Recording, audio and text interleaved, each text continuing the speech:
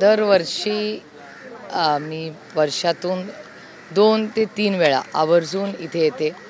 इथे येऊन डॉक्टर बाबासाहेब आंबेडकरांच्या जयंती असेल किंवा वर्षातून दुसरे काही कार्यक्रम असो किंवा नसो, इथे येऊन नतमस्तक होऊन एक नवीन ऊर्जा घेऊन आणि ज्या संविधानासाठी बाबासाहेबांनी आणि महात्मा गांधींनी आणि त्याच्याबरोबरच्या असंख्य लोकांना पहिलं या देशाला जे स्वातंत्र्य मिळालं आणि त्यानंतर हा देश कसा चालला पाहिजे त्याचं दिशा देण्याचं खूप मोठं योगदान हे बाबासाहेबांनी केलं. आणि त्यांच्याच आशीर्वादाने अनेक नवीन क्रांतिकारी गोष्टी झाल्या.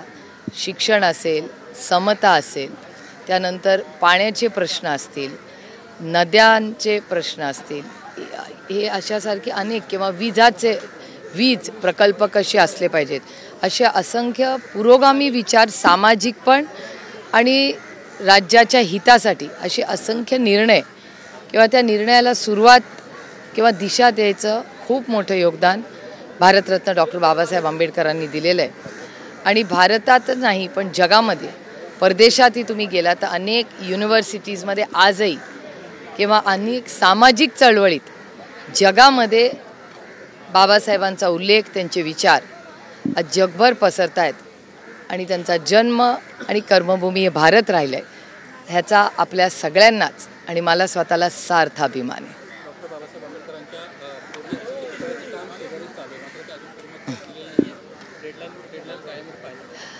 मी ह्याच्याबद्दल अनेक वेळा आधीही बोललेले आहे. महाविकास आघाडीचं सरकार असताना तेव्हा खूप वेळा आम्ही सगळेच जायचो. आदरणीय पवारसाहेबांनी त्याचा खूप पाठपुरावा केलेला आहे. पण आता जवळपास त्या गोष्टीला 3-4 वर्ष झालेली आहेत. सरकार ज्या स्पीडनी ते काम आत्तापर्यंत पूर्ण व्हायला हवं होतं ते झालेलं नाही, दुर्दैव आहे. माझी सरकारला विनम्र विनंती आहे की हे काम तातडीने चांगलं दर्जाचं हे लवकर झालं पाहिजे, कारण का खूप वर्ष झाली हे काम फार रेंगाळतंय. आणि हे दुर्दैव आहे की अशा कामामध्ये जी प्रगती अपेक्षित होती ती झालेली नाही. फक्त भाषणापुरतं बाबासाहेबांचं नाव घेऊन चालणार नाही या सरकारला, पण ते कृतीमध्ये त्यांनी करून दाखवलं पाहिजे. आणि पुढच्या पिढीला बाबासाहेबांचे विचार गाव, वाडी, वस्तीपर्यंत पोचवण्याची नैतिक जबाबदारी सरकारची तर आहेच, पण आम्हीही ती घेतो, कारण का हा विचार खूप मोठा आहे. मुंबई सध्या पाण्याचा मोठा प्रश्न निर्माण झालेला आहे आणि मुंबईकरांना त्रास सहन करावा लागतोय. टँकर चालकांना ज्या पद्धतीने बंद केला आहे, सरकारच्या माध्यमातून तो बंद सुटला जात नाही आणि त्यामुळे नागरिकांची मात्र तरफड होती. पाण्याचा प्रश्न, उन्हाळा, याचं प्लॅनिंग हे नेहमी आधी केलं जातं. आणि मुंबईकर असतील किंवा महाराष्ट्रात अनेक भागामध्ये टँकर सुरू झालेले आहेत आणि हे चिंतेचा विषय आहे. कारण आणि सरकारने तो अतिशय गांभीर्याने घेणं गरजेचं आहे. आणि ह्याच्या नियोजन प्रत्येक जिल्ह्याला पाण्याची नियोजनाची मीटिंग होते. तर त्या नियोजनाच्या मीटिंगचं काय झालं, कधी घेतली, ह्याचा अहवाल हा मी स्वतः सरकारकडे पत्र लिहून मागवणार आहे. कारण का नक्की कोण बघतंय, नगरसेवक जेव्हा असतात तेव्हा नगरसेवक ह्याचा पाठपुरावा करत असतात. आज कोण पाठपुरावा करतंय? जवळपास 3 वर्ष झाली पंचायत राजचं एक इलेक्शन झालेलं नाही आहे. त्याच्यामुळे सर्वसामान्य जनतेने जायचं कुठे आणि गेलं तरी न्याय मिळणार आहे का, हा एक मोठा प्रश्न आहे. आणि दुर्दैव आहे की आज महाराष्ट्रामध्ये एवढी मोठं मॅन्डेट या सरकारला मिळालं असलं तरी अपेक्षित असं यश किंवा कामं किंवा त्याचा वेग हा गेल्या 100 दिवसात मला तरी दिसत नाही आहे. काल एकनाथ शिंदे यांनी अमित शहा यांची भेट घेतली. अमित शहा यांचे देखील दौरे वाढले. राज्यामध्ये भाजपचे सरकार असतानाही अमित शहा यांची दौरे वाढते. पुढच्या महिन्यातही त्यांचे दौरे कसं पाहता या दौऱ्यांकडे? तो त्यांचा अंतर्गत विषय आहे त्यांच्या सरकारचा. आणि एका देशाचा गृहमंत्री कुठे जाणार ह्याच्यावर प्रश्नचिन्ह कसं दाखवायचं. ही लोकशाही आहे आणि एका सशक्त लोकशाहीमध्ये प्रत्येक मंत्र्याला, नागरिकाला सगळीकडे जायचा अधिकार हा बाबासाहेबांनीच दिला ना आपल्याला. आणि जर अमितभाई शाह महाराष्ट्रात जास्त आले त्याच्यात गैर काय? पण निधी वाटपावरून कुठेतरी धुसफूस आहे शिवसेनेमध्ये, नेत्यांना निधी देत नाही दादा, अशी पण एक खासगीमध्ये चर्चा होते. आता हा प्रश्न तुम्हाला अर्ध्या तासांनी विचारला पाहिजे. मला कसं माहिती असेल या सरकारमध्ये कोणाला निधी मिळतोय का नाही मिळतोय, हा त्यांचा प्रश्न आहे, माझा नाही. मराठी झाले का सगळे?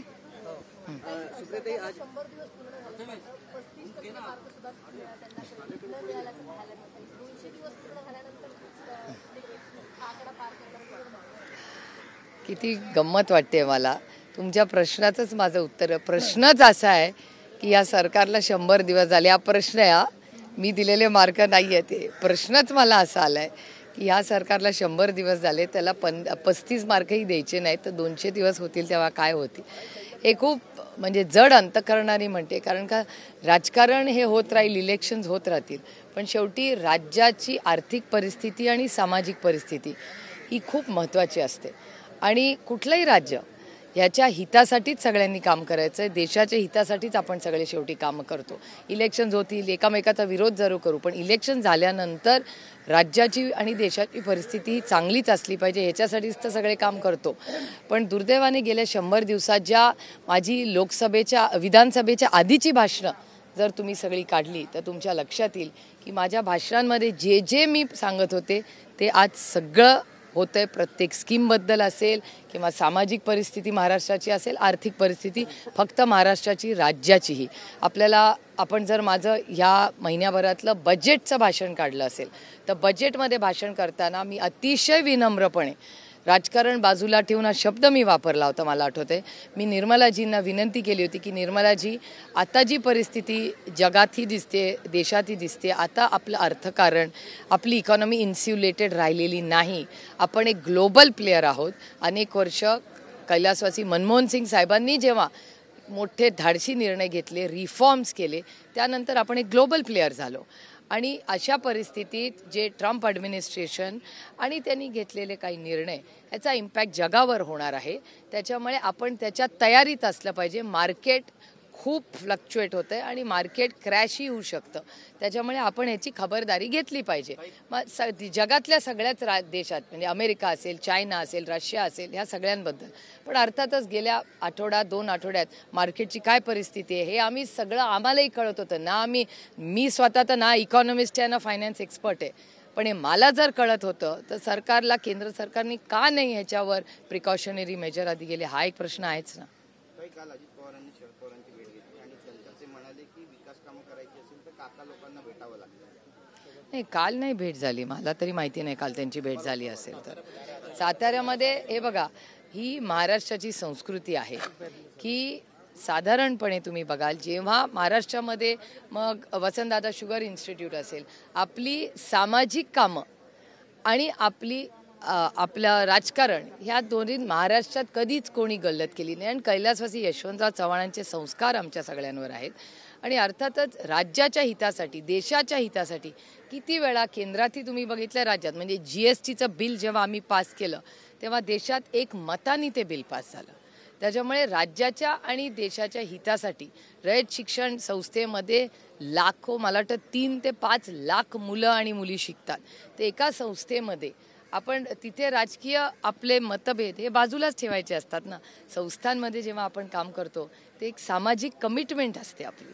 त्यामुळे रयत शिक्षण संस्थेच्या कामामध्ये सगळेच एक येतात. वसंतदादा शुगर इन्स्टिट्यूट असेल, अशा अनेक संस्थांमध्ये ज्या खूप लोकांच्या कष्टानी, मेहनतीने, प्रयत्नातून उभ्या राहिल्यात आणि आज महाराष्ट्रात लाखो करोडो मुलं त्याच्यामुळे शिकली आहेत. आज तुम्ही महाराष्ट्रात कुठेही गेला तर 50 ते 60% कलेक्टर असतील, पोलीस असतील, हे सगळे रयत शिक्षण संस्थेत शिकलेले आहेत. ह्याचा आम्हाला सार्थ अभिमान आहे. त्यामुळे चांगल्या हितासाठी जर सगळे येत असतील तर आपण त्याचं सगळ्यांनी स्वागत केलंच पाहिजे, कारण का महाराष्ट्र केंद्रबिंदू ठेवून हे निर्णय होतात. मेहुल चोकसीला बेल्जियममधनं अटक केलेली आहे. कर्ज घोटाळ्यामध्येही अटक दाखवलेली आहे. बँक घोटाळ्याच्या माध्यमातून 13,500 कोटीचा फ्रॉड. मेहुल चोकसींची असेल किंवा या सगळ्या गोष्टीत माझी एवढीच सरकारला विनंती आहे, जे मी पार्लमेंटमध्ये बोलले, की फायनान्शियल फ्रॉड्स जेव्हा होतात, फायनान्शियल फ्रॉड्सला शिक्षा झालीच पाहिजे. पण पहिलं तुम्ही टाईम बाउंड मॅनरमध्ये ज्यांचे पैसे बुडालेत त्यांचे पैसे पहिले पूर्ण करा आणि नंतर त्यांना शिक्षा करा. कारण का त्यांना लगेच अटक जेव्हा होते तेव्हा अटक झाल्यामुळे तो गरीब माणूस कष्ट करत राहतो. तो पहिलं मेहुल चोकसींना सांगा, आमच्या कष्ट करणाऱ्या लोकांनी जी पैसे दिले 2 लाख 5 लाख सगळ्यांचे शिक्षणाचे पैसे असतात आर्थिक, ते पहिले परत करा आणि नंतर मग त्या मेहुल चोकसीला काय शिक्षा करायची ती सरकारने करावी. पण माझा आग्रह राहील की मेहुल चोकसींकडे पहिल्या आपण वसुली करून घेतली पाहिजे आणि ती वसुली करून सरकारने गरीब कष्ट करणाऱ्या टॅक्स पेअरचे पैसे तातडीने परत केले पाहिजेत, असं माझं वैयक्तिक मत आहे.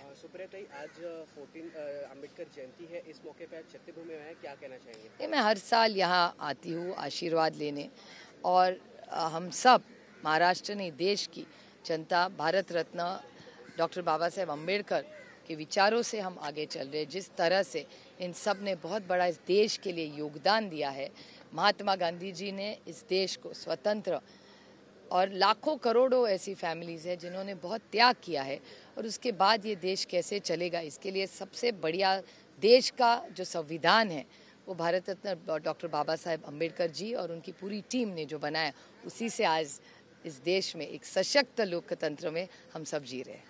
मेहुल चौकसी को नहीं, उसका मैं स्वागत करती हूँ। Justice delayed is justice denied. देर से कन होना कुछ हो रहा है, लेकिन मेरी सरकार से विनती रहेगी, पहले मेहुल चोकसी को अरेस्ट करे या आप कुछ भी करें, किसी भी फाइनेंशियल फ्रॉड में पहले जो गरीब है, जो टैक्स पेयर्स है, जो ईमानदार है, उनके पैसे पहले वापस करने चाहिए। फिर उसके बाद आपको जो मेहुल चोकसी के साथ करना है वो सरकार करे, लेकिन पहले जो पैसा, मेहनत का पैसा है, खून पसीने का पैसा है, टैक्स भरा हुआ पैसा है, वो इन लोगों को वापस मिलना चाहिए। ताई, जिस तरीके से वक्फ बोर्ड के खिलाफ जो है अमेंडमेंट बिल के खिलाफ मुर्शिदाबाद में जिस तरीके से आक्रोश का माहौल देखने मिल रहा है, किस तरह देखते हैं आप इसे आक्रोश को? नहीं, मेरे ख्याल से ये एक वहाँ स्टेट का इशू होगा। हमारी भी विनती सरकार को तभी भी थी जब बोर्ड में डिबेट हो रही थी सरकार को, कि आप जल्दी मत करिए, क्योंकि जब जेपीसी बनाई थी, जेपीसी में बहुत लड़ाई हुई थी, आप ही के चैनलों ने दिखाई थी वो लड़ाई, और एक आधा एक्सटेंशन दे देते, जल्दी क्या थी। तो हमारी सिर्फ विनती इस सरकार को इतनी है कि हर चीज़ में आप सबको डरा धमका के प्लीज़ मत करिए, आप सबको कॉन्फिडेंस में लीजिए। जैसे हमारी वन नेशन वन इलेक्शन की कमेटी है, बहुत अच्छी, पीपी चौधरी जी हमारे उसके चेयरमैन हैं, बड़ी विनम्रता से हम वहाँ अच्छी चर्चा होती है, कोई हड़बड़ी नहीं है। वन नेशन वन इलेक्शन की कमेटी में पीपी चौधरी जी वहाँ नेतृत्व करते हैं, सारे कांग्रेस के प्रियंका जी उसमें है, सारी पार्टियों के लोग हैं वहाँ, और हम बड़ी विनम्रता से हमारी राय वहाँ रखते हैं, बहुत अच्छी चर्चा होती है। वैसे भी वक्फ बोर्ड में भी ऐसी अच्छी तरह से बड़ी विनम्रता से और चर्चा होती है, एक आधा एक्सटेंशन दे देते, तो कोई हड़बड़ी करने की ज़रूरत नहीं थी। ये हमारी राय कल भी थी, आज भी है और कल भी रहेगी। Thank you.